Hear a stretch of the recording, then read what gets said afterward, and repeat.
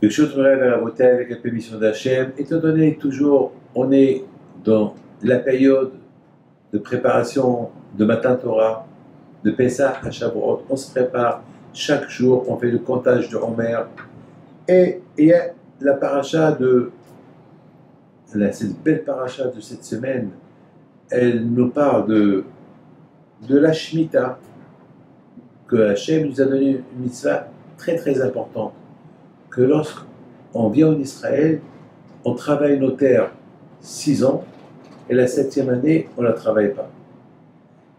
Il faut la laisser. Il ne faut pas l'arroser. Il faut tous les fruits qu'il va te donner cette année-là, il faut les abandonner, tu les donnes. Ceux qui veulent rentrer manger, qui rentrent. Tu n'as pas le droit de les vendre, tu n'as pas le droit de travailler ta terre. Voilà. Pourquoi Hachem nous a donné cette mitzvah-là? C'est pour nous rappeler qu'il faut savoir compter sur le bon Dieu. Parce que des fois, la richesse, elle risque de nous embrouiller. La richesse peut nous emmener dans croire que c'est moi qui ai fait l'argent. Il faut savoir que l'argent, c'est Hachem qui te les a donnés. C'est Hachem qui t'a donné les terres. C'est Hachem qui t'a donné ta femme. C'est Hachem qui te donne la santé. C'est Hachem qui te donne tout. Beaucoup de fois, il y a des gens, ils voient une usine à eux, pleine à... Je connais quelqu'un, je ne peux pas dire où, qui a des hectares et des hectares, il a des kilomètres de terrain. Il est multimilliardaire. Ben, il faut croire que c'est des kilomètres et des kilomètres de terre. Il faut croire que ce monsieur-là, bien sûr, lorsqu'il voit tout ça, il croit que voilà, je suis millionnaire, c'est moi qui ai fait ces terres, c'est à moi, c'est moi, c'est moi, c'est moi, c'est moi. Alors Hachem, il a voulu que chaque juif qui ait une terre en Israël, la 7e année qu'il abandonne. Alors, beaucoup de fois, il y a des gens qui vont dire maintenant, mais c'est pas possible, mais comment on va vivre? Mais attends, vous savez, lorsqu'on est habitué à faire de l'argent, on a peur de ne pas avoir d'argent. On a peur de ne pas les gagner. Vous imaginez quelqu'un qui fait 100, 200, 300 millions de dollars bénéfice de ses terres, et la 7e année, il ne la travaille pas, et quelle perte! Eh bien, que je lui dis, ben justement, si tu crois en moi, alors tu vas voir. Après l'année l'année sabbatique, que tu ne vas pas travailler ta terre, elle va te donner 2 fois plus, 3 fois plus. Eh bien, ce mitzvah, qu'elle est, a priori, très... Il faut vraiment être fort pour respecter cette mitzvah, parce que le tzara est très fort. Imaginez-vous combien d'argent il y a des gens qui respectent Shabbat, qui ferment le magasin. C'est de l'argent perdu. Mais malgré tout, ils sont heureux. Parce qu'il faut savoir que ce n'est pas le Shabbat qui te donne l'argent, c'est Hachem qui te donne l'argent. Ce n'est pas le fait que tu travailles Shabbat, c'est ça qui va te donner de l'argent. Non, c'est Hachem, il veut que tu gagnes, tu gagnes. Hachem, il veut que tu perds, tu perds. De toute façon, l'argent du Shabbat, il n'a pas de bracha. Donc Hachem, il a dit, l'argent de la 7e année que je vais gagner de tes terres, si tu travailles ta terre, il n'y a pas de bracha. Alors, autant, teste-moi, et tu vas voir.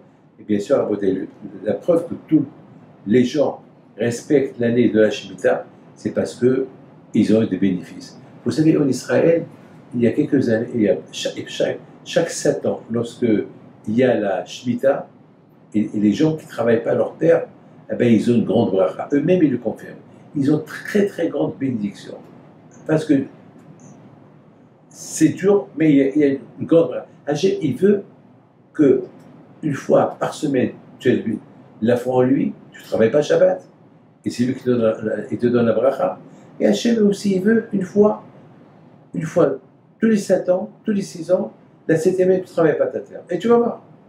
Et la preuve que cette mitzvah-là, ça fait des milliers d'années qu'on la respecte, ça prouve qu'elle est bénéfique, qu'elle est très très bénéfique. Vous savez, je connais quelqu'un à la Bretagne que cette terre, tous les environs, au Galil, il y avait la neige, tout a gelé, et ces terres à lui, ils n'ont pas gelé.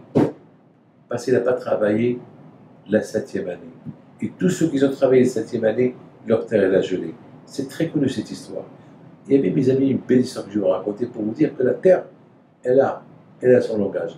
La terre, si tu respectes Hachem, la terre, elle te respecte. Et la terre, elle sait qu'il ne faut pas que tu la travailles.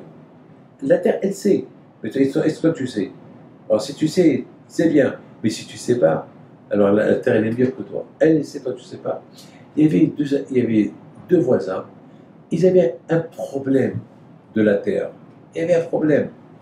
Un, il disait que tu m'as volé, volé 10 mètres de ma terre. L'autre, tu lui as dit non, je t'ai rien volé, c'est la mienne. Et puis, voilà, ils sont partis sur Habib Vologine. Et Habib Vologine, il a dit bon, je vais aller voir. Tout le monde dit tu vas aller voir quoi? Ben, je vais aller voir.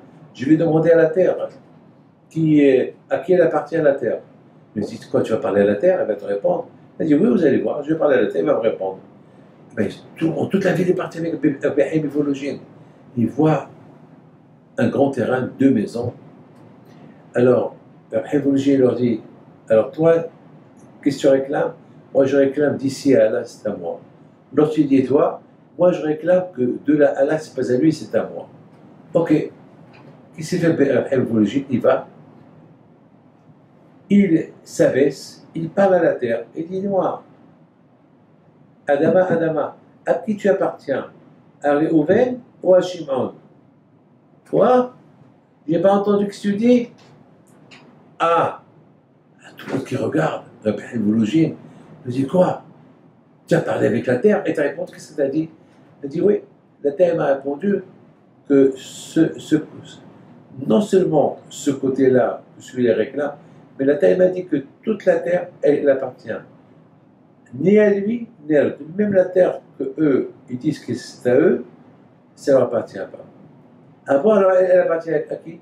La terre, elle dit, cette terre, elle m'appartient à moi, elle appartient à la terre.